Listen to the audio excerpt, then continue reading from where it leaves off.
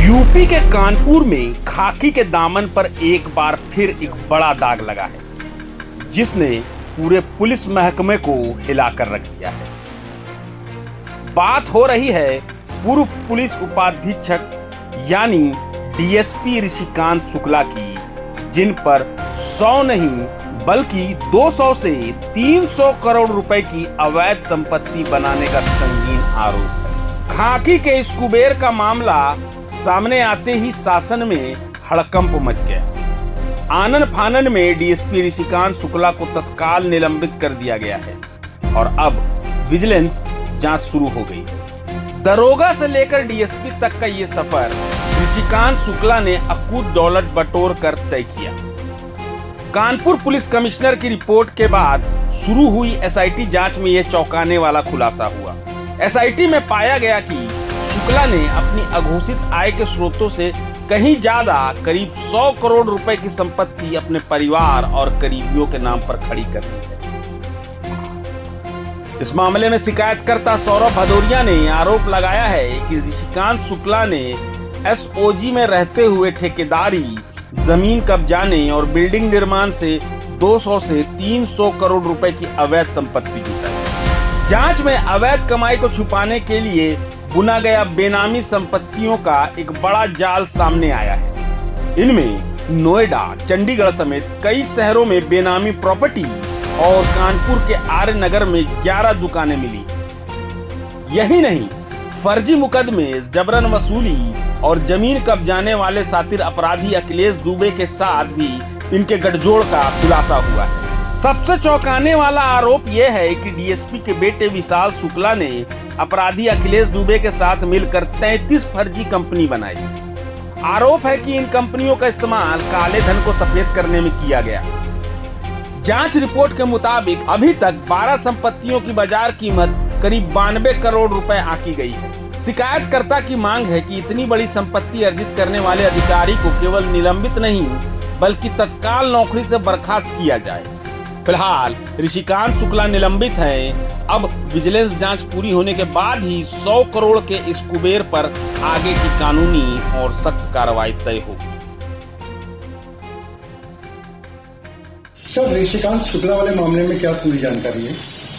कि कल शासन का एक आदेश हम लोगों को प्राप्त हुआ है, जिसमें ये जानकारी दी गई है कि जो हमारे पूर्व सीपी थे, उनके रिकमेंडेशन पर ऋषिकांत शुक्ला जो यहाँ पे कई पदों पर नियुक्त रहे हैं, उनके खिलाफ विजिलेंस की जांच शुरू कर दी गई है। बाद में ये भी पता चला कि उनका निलंबन कर दिया गया। सर, कानपुर में किस तरीके से उनका क्या रोल रहा था और किस तरीके से अखिलेश दुबे के साथ संबंध पाए गए थे कि जिसका कार्रवाई की? हाँ, देखिए, इसमें जो एसआईटी को जांच दी गई थी उसका कुछ ब्रीफली यह है कि वो अखिलेश दुबे के साथ मिलकर के उन्होंने अपने कई रिश्तेदारों के माध्यम से कई प्रॉपर्टी अर्जित की हैं और प्रत्यक्ष एवं परोक्ष रूप से और अपरोक्ष रूप से भी बहुत मदद करी, और जिसकी वजह से अखिलेश दुबे इतने लोगों को प्रताड़ित कर पाए और उनका रोल पाया गया। उनकी संपत्तियों की जब जांच कराएगी तो अगल बगल के जिलों में उनकी करीब 92 करोड़ की तो संपत्ति मिली है और अन्य भी जो एसेट्स मिले हैं उनकी जानकारी एसआईटी ने कमिश्नर साहब को दी। कमिश्नर साहब ने उस पर सहमति जताते हुए उसको डीजीपी सर को विजिट किया था। वो अभी निलंबित कर दिया गया है, उस पर जांच चल रही है जी। किस तरीके से आपने इसमें शिकायत की थी, क्या कुछ आपको देखने को मिला? देखिए, इसने अपने कार्यकाल के दौरान कानपुर में ही अधिकतर समय काटा अपने जीवन का, अपनी ड्यूटी का। इसने सारे काम किए, एसओजी के माध्यम से करोड़ों अरबों रुपए कमाए। 100 से 200 300 करोड़ की इसकी टोटल प्रॉपर्टी, जिसमें अभी 100 करोड़ की निकल के आई। 200 करोड़ की और देते हैं जो इन्होंने बेनामी संपत्तियां बना रखी, काफी बना रखी।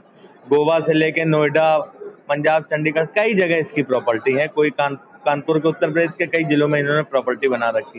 ये जहां पोस्ट हुए वहां इन्होंने लोगों को बुला के ठेकेदारी शुरू की, जमीनों पे कब्जा शुरू किया और बिल्डिंग बनाने का काम शुरू कर दिया। 9 बीघापुर है, वहां भी इन्होंने ये काम किया।